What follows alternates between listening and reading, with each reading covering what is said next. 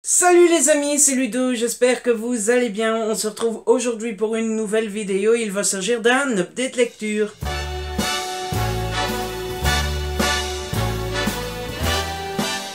Comme d'habitude, j'ai rassemblé 4 livres dans un même genre et je vous propose de découvrir tout ça tout de suite. Cette fois-ci, le genre choisi, c'est la romance. Je sais qu'il y en a qui aiment la romance parmi vous. Cette fois-ci, je vais pas vous dire que je suis en retard à l'avance, puisqu'il y en a. C'est moite-moite. Il y en a deux que j'ai lus il y a très longtemps et il y en a deux que j'ai lus tout récemment. Mais on va pas faire durer le suspense plus longtemps que ça. Je vous propose de découvrir ça tout de suite. Le premier roman dont je dois vous parler, il s'agit de Darker de E.L. James aux éditions Jean-Claude Lattès. Vous le savez, c'est le spin-off, le deuxième spin-off de 50 nuances de Grey. C'est le deuxième tome raconté du point de vue de Christian. Vous le savez aussi, je suis un grand fan de la saga 50 nuances de Grey. Je sais, c'est sa mauvaise image. Je vais peut-être me taper des commentaires, machin bidule. Moi, j'aime cette saga, je le crie haut et fort, je persiste et je signe. Et s'il y en a parmi vous qui me jugent à cause de ça, je vous ai déjà dit ce que j'en pensais dans un vlog à Noël. Mais vous pouvez appuyer sur le bouton désabonner parce que, ben voilà, moi j'aime et je vous... bien poliment. Voilà. J'ai adoré, mais adoré ce nouveau numéro de 50 nuances de Grey.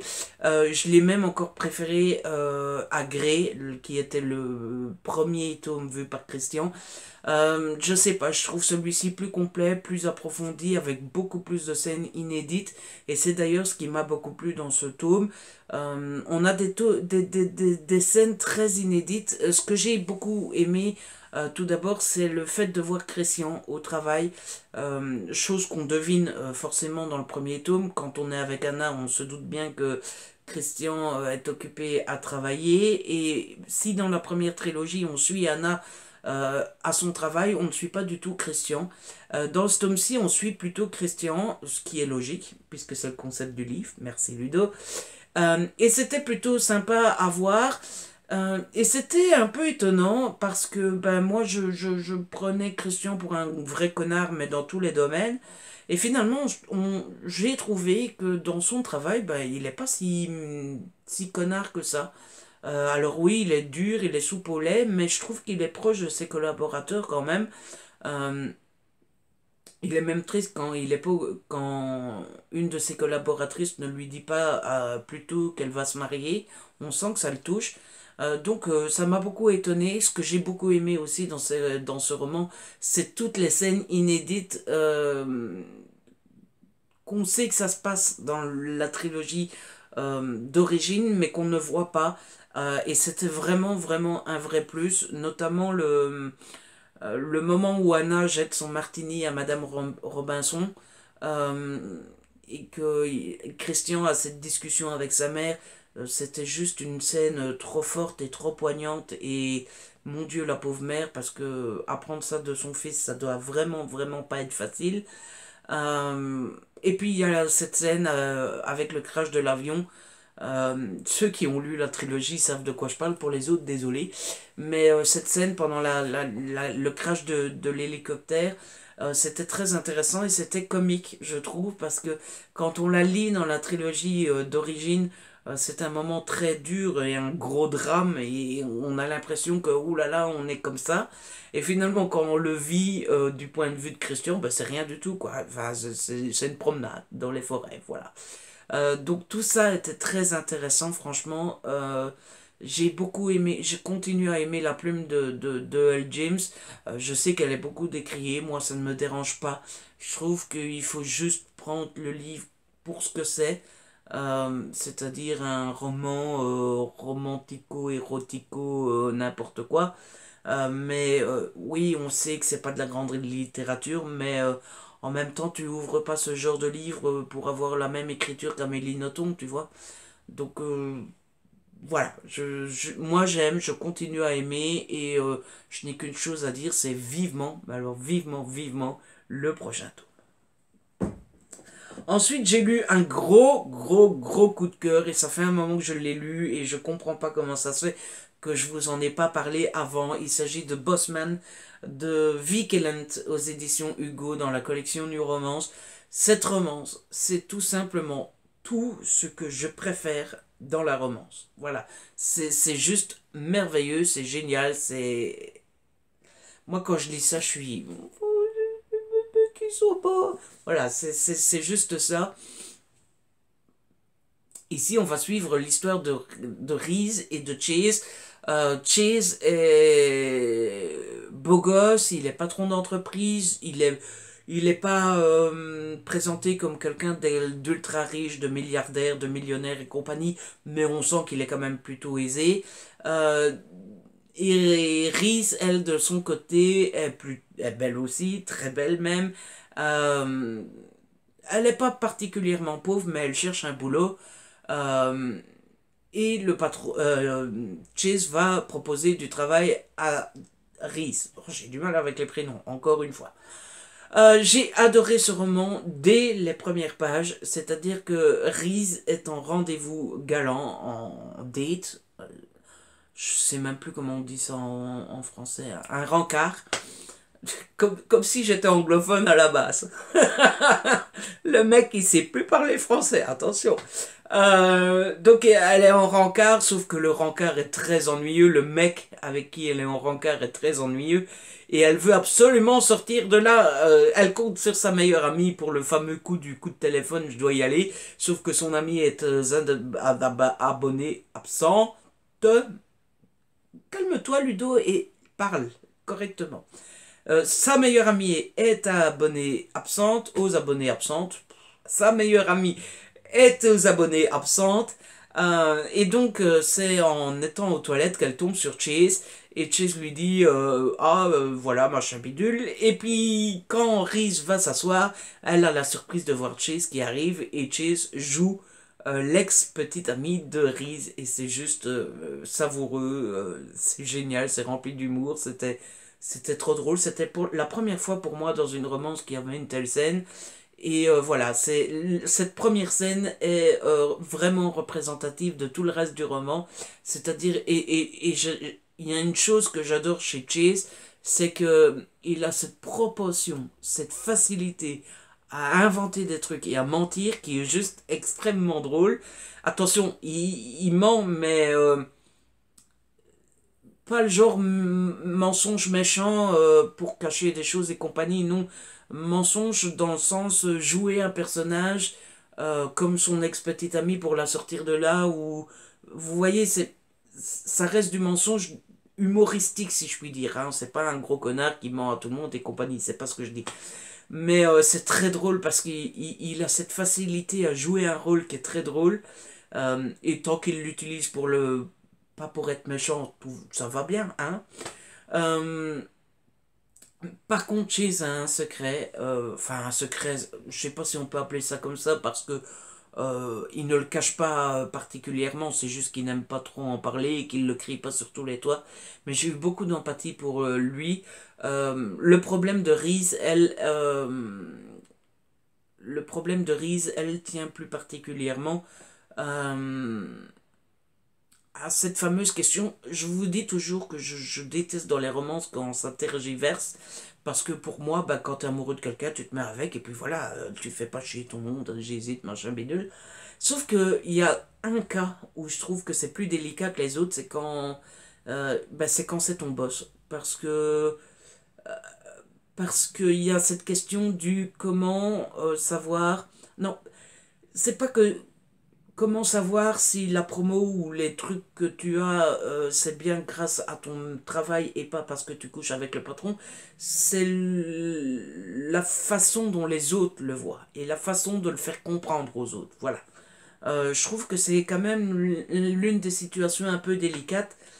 Donc voilà. Et puis ce que j'ai beaucoup aimé dans ce roman aussi, c'est que Reese ne veut pas vraiment sortir avec Chase, même si elle se rend vite compte qu'il lui plaît, tandis que Chase lui veut bien, donc il n'arrête pas de lui proposer des rendez-vous, elle les conduit. C'est un peu le jeu du chat et de la souris. Ils se tournent autour, ils flirtent ensemble, ils rigolent, ils font 6 pas en avant, 3 pas en arrière, mais toujours avec beaucoup d'humour, beaucoup de légèreté, beaucoup de... Enfin voilà, on n'est pas dans le harcèlement, on est plus dans le jeu de séduction, où ils savent très bien tous les deux qu'ils vont finir ensemble, mais on s'amuse quand même un petit peu avant. J'ai adoré ça, et puis la fin, la scène finale, elle est tellement, mais tellement représentative de tout le roman, un peu comme la scène d'ouverture, que voilà, ça concluait le roman, un truc de ouf. Voilà, c'est gros coup de cœur. Je sais qu'il est sorti il y a un bon moment parce que c'était l'année dernière et j'étais encore partenaire. Donc je ne sais plus. À mon avis, ça devait être octobre, novembre de l'année dernière. Mais si vous ne l'avez pas encore lu, je vous le conseille fortement parce que j'ai adoré. Ensuite, j'ai lu Vicious de L.G. Shane aux éditions Harlequin dans la collection E.H. Ce roman, j'ai craqué à cause de la couverture. Non pas parce que ce monsieur, non pas à cause du monsieur, quoique ce monsieur est très joli, j'ai rien à dire contre lui, sauf que cachez-moi cette cigarette que je ne saurais voir, dit celui qui fume. Mais je trouve qu'une cigarette sur une couverture, ça fait pas. Hein. Enfin bref, non, j'ai craqué pour la couverture parce que je la trouvais très belle, très bien faite et très classe. Donc voilà. Hein, évidemment, j'ai lu le synopsis aussi. Et c'est de la dark romance et c'était la première fois, la toute première fois toute première fois que je lisais un dark romance et ben je sais pas trop si j'aime le genre, voilà, parce que je dois avouer que j'ai quand même eu du mal. Alors ici on va suivre Baron qui est un sale gosse qui se fait appeler Vicious et que j'ai détesté, mais profondément détesté, c'est-à-dire que c'est tout ce que peut faire de pire l'humain. Il est hautain, il est connard, enfoiré, il est méchant avec tout le monde, il harcèle tout le monde, ça doit tourner autour de lui, ça doit aller comme il veut, c'est... Je me dis... Voilà. Euh, et de l'autre côté, on a, comment elle s'appelle, Millie, qui elle, est toute gentille, toute naïve, toute... mais pas naïve dans le mauvais sens où le garçon est fort et la fille est faible, c'est pas ça, mais elle est adorable cette fille, on n'a qu'une envie, c'est de sortir avec elle et de la prendre dans ses bras et de tout. Et on a ce connard de Byron, qui se comporte comme un connard. J'ai été très mal à l'aise avec ce roman. Alors vous allez me dire, il m'en faut peu, mais voilà, je crois que ça commence à devenir de notoriété qu'il m'en faut peu. Euh, alors que le type dans la romance soit un connard et soit pas très sympa et compagnie, j'ai l'habitude, c'est à peu près comme ça dans beaucoup de romances, et donc voilà, c'est pas ça qui m'a dérangé. Ce qui m'a dérangé, c'est qu'en général, le mec se comporte comme un connard, fait comme un connard, mais ne l'est pas, et surtout aime la femme et aime bien lui faire plaisir et compagnie. Et quand on suit le mec et qui pense à la femme, il en pense du bien, il pense des choses bien. Là où ça m'a mis mal à l'aise avec Byron, c'est que c'est Byron, bah, B-A-R-O-N. Ça se dit Byron, non? Enfin bref. Ce qui m'a dérangé avec lui, c'est que non seulement il joue le connard, mais c'est un vrai connard. C'est-à-dire que quand il est tout seul qui pense à Millie, il pense pas à elle comme une fille qu'il... Enfin si, il l'aime et elle l'attire, mais il pense pas à elle comme en bien. Il pense à elle comme comment je vais pouvoir la manipuler, comment je vais pouvoir me servir d'elle et compagnie. Et ça m'a franchement mis mal à l'aise. Après, bon, on apprend petit à petit que Baron, ça me perturbe ce prénom, Baron, a des circonstances atténuantes quand même parce que sa vie est un enfer, sa vie est monstrueuse depuis qu'il est gamin, il n'a jamais été aimé par personne, ses parents sont des vrais connards, ses amis, il a des amis mais qu'est-ce qu'ils savent vraiment de lui au fond, ses amis, pas grand-chose. Donc voilà, c'est un être brisé et je pense qu'il le fait payer aux autres. Maintenant, voilà, ça m'a mis mal à l'aise. Surtout sachant que bah, ça fait 10 ans qu'il se fout de la gueule de Millie et qu'il l'a brisé plus d'une fois. Et ce côté-là m'a beaucoup dérangé.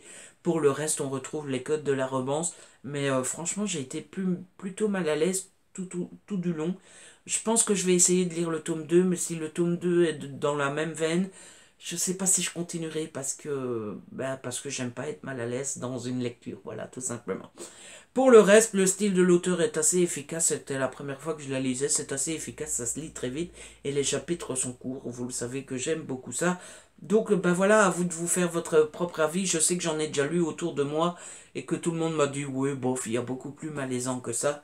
Mais voilà, moi je suis une petite chose qui est très vite, voilà, pour lequel il en faut peu. Il en faut peu pour être mûr. Il en faut peu pour être heureux, et vraiment très peu pour être heureux. Et ma prochaine lecture, il s'agit de Lola, petite encloque et complètement larguée de Loïsa Méonis aux éditions Harlequin dans la collection E.H.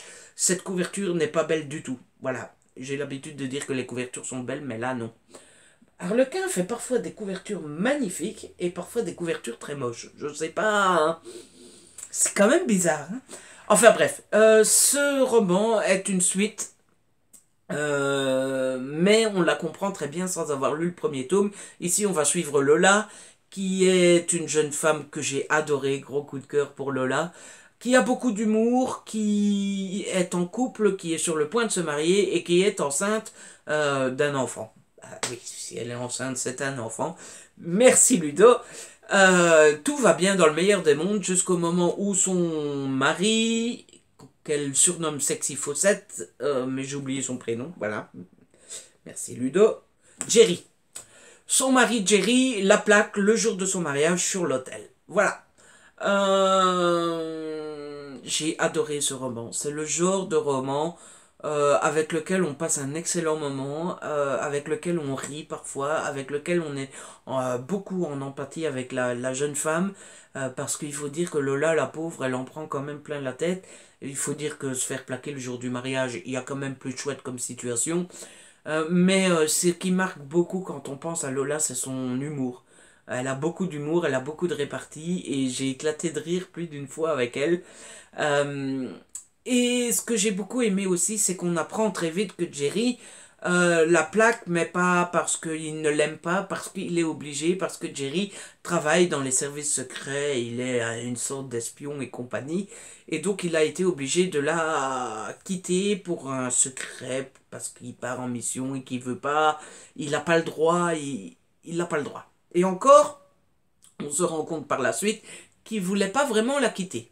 Mais je ne vous en dis pas plus, vous découvrirez avec le livre cette situation. Il l'a quittée, mais il voulait pas la quitter. Qu'est-ce qu'il raconte, Ludo? Vous le découvrirez en lisant. Oh, oh, le teasing.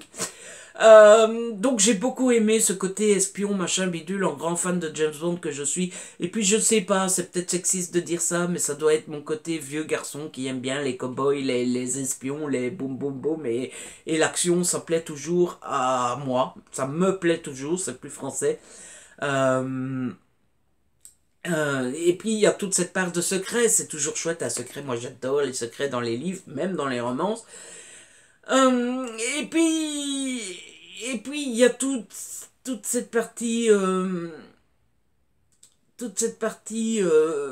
puis il y a toute cette partie familiale parce que la famille de Lola travaille dans l'espionnage et compagnie aussi, et donc il y a le méchant Jerry qui est parti, mais Lola est très triste, la famille de Lola en veut beaucoup à Jerry et veut le retrouver pour leur dire leur façon de penser.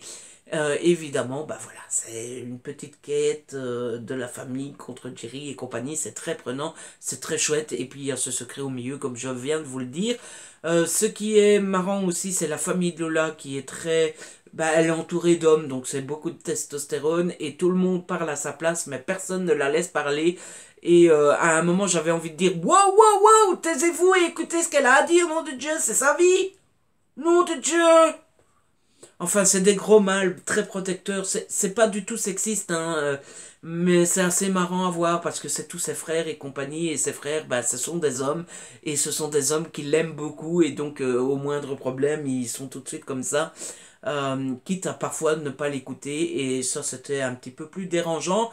Dernière chose que j'ai à dire sur ce roman, c'est que... euh, deux choses déjà, c'est que j'ai adoré la fin, mais ça, il n'y a pas de secret dans les romances. C'est en général pour ça qu'on les lit, mais moi je tombe dans le panneau à chaque fois. Et la deuxième chose qui m'a beaucoup amusé, c'est que comme j'ai pas lu le premier tome, c'est très compréhensible, mais il y a des petits trucs comme par-ci par-là où il faut raccrocher les wagons, et ça rajoutait une petite touche de déduction en plus, et j'ai beaucoup aimé. Je me suis fait un petit peu comme un agent secret qui devait deviner les choses parce qu'il n'avait pas lu le premier tome. J'ai passé un excellent moment et je vous le conseille. Et voilà, c'est comme ça que se termine cette update lecture. J'espère qu'il vous a plu. Si c'est le cas, n'hésitez pas à la liker, à la partager. N'hésitez pas à me laisser des commentaires. Je me répète, oui, je sais, mais j'aime vous lire. Qu'est-ce que vous voulez? Si vous n'êtes pas encore abonné, allez-y, abonnez-vous. C'est gratuit et ça fait toujours plaisir. J'ai s'abonner sur la fin. On va faire comme si de rien n'était.